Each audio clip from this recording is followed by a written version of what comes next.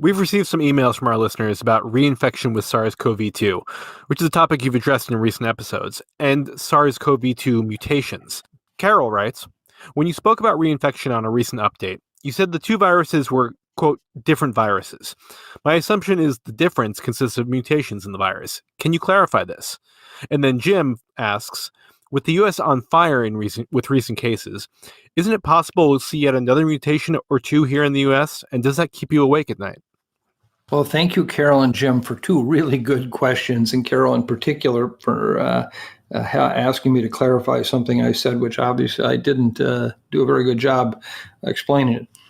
First of all, as a coronavirus, think of it as a ever-evolving virus, but not one that really changes. And what I mean by that is we had pictures of you, Carol, when you were 5, when you were 10, when you were 15, when you were 25, when you were 30.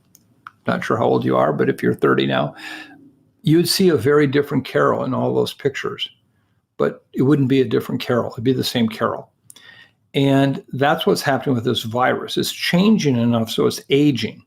But there's not some mechanism that's changing the basic way that it either is transmitted or its ability to cause severe disease. And in fact, we just had a major paper come out this past week from a really highly, highly skilled group in Singapore, which confirms that what they've seen in the differences in these viruses do not at all cause a difference in how they're transmitted or how infectious they are and cause disease. And so from that standpoint, when I say that they're different viruses, what I mean is it is the same virus. It's you, Carol. It's when you were 5 versus when you were 10. And we can just say they're two different viruses. But in fact, it's not in a way that they're causing some great mutation to change it. So, Jim, the same thing is true with you.